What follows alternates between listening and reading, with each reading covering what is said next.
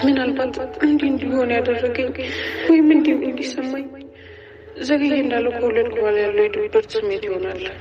ሉሲን እዛ ቤት አግቶ አስቀምጧታል እንበል።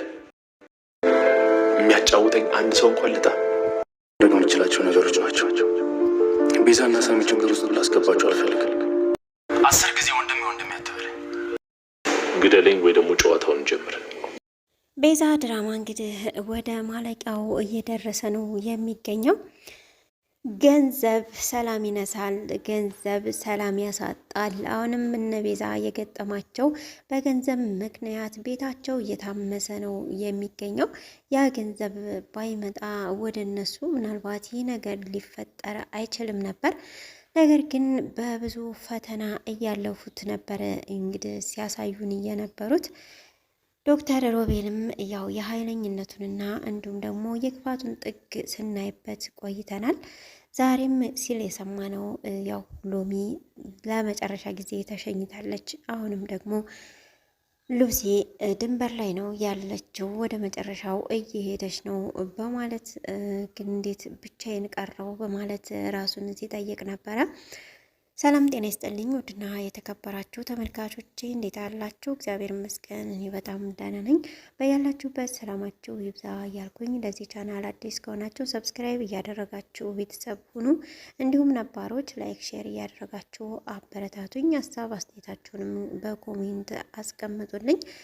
ዛሬ ደግሞ ቤዛ ድራማ 145ን ይዤላችሁ መጥቻለሁኝ።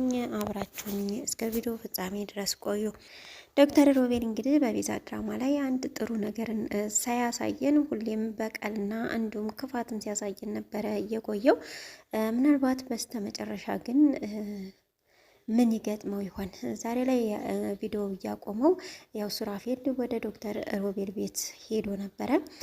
ጨዋታም አስቀምጦለት እንግዲህ እየተሸነፈ ራሱ ላይ ይተኩሳል በማለት ነበር እየጠየቀው። ራሱ ላይ ባይተኩስስ ምናልባት ሕግ ቢያፈርስስ በማለት ሱራፌልም ጠይቆት ነበረ። እሱ የምናየው ይሆናል። ተሸናፊና አሸናፊው ሲለይ ውሳኔው ይተላለፋል በማለት ነበረ እየነገረው። ምናልባት እኔ ወደ አንተ ብተኩስስ በማለትም ጠይቆት ነበረ። ምናልባትም ይሄ ጨዋታው ራሱ ይሸነፍና ወደ ራሱ ላይ ከተኮሰ ማለትም ዶክተር ሮቤል ከሞተ መጨረሻው ሊያምር ይችላል ባይነን። ኢትዮጵያ ፊልም እንግዲህ ብዙዎቹ መጨረሻዎቹ ያምራሉ። ዶክተር ሮቤል ከሞተ ደግሞ ሉሲ በሰላም ትድናለች። ምናልባትም ሉሲ ይቅርታ ጠይቃ ደግሞ ከሳሚ ጋር ልትታረቅም ትችላለች። እንደገና ደግሞ ሱራፌልም የሎሚን እንዳልገደለ ያውቃል። ዶክተር ሮቤልን ተገደለ ሉሲ ስለምትወጣ ማለትም ቤቱ ሊፈትሽ ስለሚችል ሉሲ ደግሞ ሁሉን ነገር ስለምታውቅ ሎሚን እሱ እንዳልገደላት ትነግረዋለች። ምናልባት ከዛ ውስጥ ሊያስወጣት ይችላል ባይነኝ። ሌላው የኢንስፔክተሩ ባለቤት ናት። እሷ እንግዲህ ያው ልጅ መውለድ ስለማትችል እንዲሁም ደግሞ በተለያዩ ምክንያቶች ባሏ ከቅድሙ ሊፈታ ታስቦ ነበረ፣ ሉላ ሳይተዋወቁ በፊት ማለት ነው። ነገር ግን አሁን ላይ ከሉላ የወለድከው ያንተ ልጅ ነው፣ ያንተ ልጅ ደግሞ በዝሙት የተወለደ በትዳር ላይ በማግጠህ የወለድከውን ልጅ ሁኔታዎች ይስተካከሉልኝ እንጂ እገለዋለሁ እስከ ማለት እንግዲህ ደርሳለች። ኢንስፔክተሩም እገልሻለሁኝ ያቺ ምንም የማታውቅ ሴት ልጅ እንዴት እንደዚህ ትናገሪያታለሽ? ጭራሽ ይባስ ብለሽ ምንም የማያውቅ ሕፃን ልጅ እንዴት ለመግደልና ለማፈን ትሞክሪያለሽ? በማለት እንግዲህ አንገቷን አንቆ እገልሻለሁ እያለ ሲያስፈራራት ነበረ። ባለቤቱም አንተ ፖሊስ ነህ፣ ሰው መግደል አትችልም በማለት ነበር እንግዲህ ለአስጨራሽ ንግግር ፊት ለፊት ስትናገረው የነበረችው። ሉላም አሁን ላይ እጅግ እየከፋትና እያዘነች ነው የምትገኘው። ለምንድን ነው እኔ ብቻዬን የቀረሁት? አራስ ልጅ እኮ ለብቻው አይቀመጥም ነበር፣ ሁሉም ግን በራሱ ጉዳይ ተጠምዷል እያለች ከልጇ ጋር ስትመካከርም ነበረ። ዘገየ ነበር የሚጠይቀኝ፣ እሱም ደግሞ በቃ ቀረ ማለት ነው በማለት እንግዲህ ብዙ ሀዘኖቿን ወጥ አድርጋ የኖረች ነው የምትገኘው። ቤዛ አሁን ላይ ያው በራሳቸው ወጥመድ ቢጠመዱም ነገር ግን የሱራፌልም ነገር አያሳስብም ማለት አይደለም፣ ያሳስባል። ሱራፌል አሁን ላይ ራሴን ጥፋተኛ አድርጌ ለፖሊስ እጄን እሰጣለሁኝ እነ ቤዛንም ጥፋት ውስጥ ማክተት የለብኝም እያለ ነው ሲያስብ የነበረው። አሁን ላይ ቤዛና ሳሚም በማውራታቸው እንግዲህ ሊስማሙ ስላልቻሉ እነሱንም ማጣላት የለብኝም፣ ለእነሱ ጭንቀት መሆን የለብኝም፣ ስለዚህ ሄጄ የሚለኝን ሰምቼ ከዛ በኋላ የራሴን ውሳኔ ወስናለሁ በማለት ነው ወደነ ዶክተር ሮቤል ቤት የሄደው። ሳሚና ቤዛም እንግዲህ ሱራፌል የት እንዳለ ጠፍቶባቸዋል። መኝታ ቤት ነበር እኮ ምናልባትም ራሱን ሊሰጥ ሄዶ ይሆን እንዴ በማለትም ማስበው ነበረ። እንዴት እንደዛ ሊያደርግ ይችላል? ብዙ ነገር አስበናል እኮ ብዙ ነገር ተመካክረናል፣ እንደዚህማ ሊያደርግ አይችልም እያለም ሳሚም እየመለሰ ነው የሚገኘው።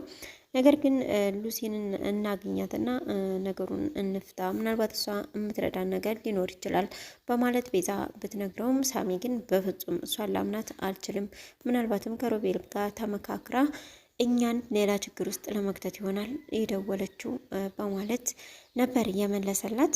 አሁን የሱራፌል መጥፋት ደግሞ ሌላ ሀሳብ ሆኖባቸዋል።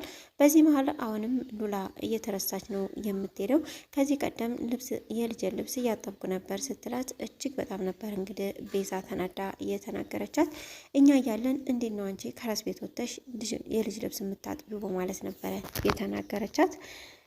ያው እሷ ደግሞ ካለችበት አንጻር ነው። ቤዛም አሁን ላይ ሊፈረድባት አይችልም። ምክንያቱም የምታስበው ግራ ገብቷታል። በሁሉም ሁኔታዎች የሚመጡባትን ልትቆጣጠራቸው ስላል አንዱ ሲፈታ አንዱ ችግር ይመጣባቸዋል። ይህ ገንዘብ ነው አሁንም ለዚህ የዳረጋቸው። አንዳንዴ ገንዘብ ወዳድ መሆናችን የራሳችንን ሰላም እንደሚነሳው ነው እንግዲህ በዚህ ቪዲዮ ላይ ያየ ነው። ሉሲም ለገንዘብ ብላ ነበረ ወዳጆቿንና እንዲሁም ደግሞ ፍቅረኛዋን የከዳችው። እንዲሁም የእሱን ልጅ አላሳድግም በማለት ልጇን ራሱ ያጣችው ማለት ነው ያስወረደችው በገንዘብ ምክንያት ነው። ገንዘብ ካለኝ የትም ቦታ ሄጅ መኖር እኮ እችላለሁ በማለት አስባ ነበረ። ያው ከሮቤልም ገንዘቡን እንድትነጥቀው እያሰበችው፣ ነገር ግን ተጠማዛ ይህ ገንዘብ ሮቤል እጅ ላይ ጥሏታል። ሮቤል እንግዲህ በሰላም ይለቃት ይሆን? ምን ይፈጠር ይሆን? የምናየው ይሆናል። እስካሁን አብራችሁ ስለቆያችሁ እጅግ በጣም ነው የማመሰግነው። ለዚህ ቻናል አዲስ ከሆናችሁ ሰብስክራይብ ያደረጋችሁ ቤተሰቡን ያላችሁበት ሰላማችሁ ይብዛ። ሰላም ለሀገራችን፣ ሰላም ለሕዝባችን።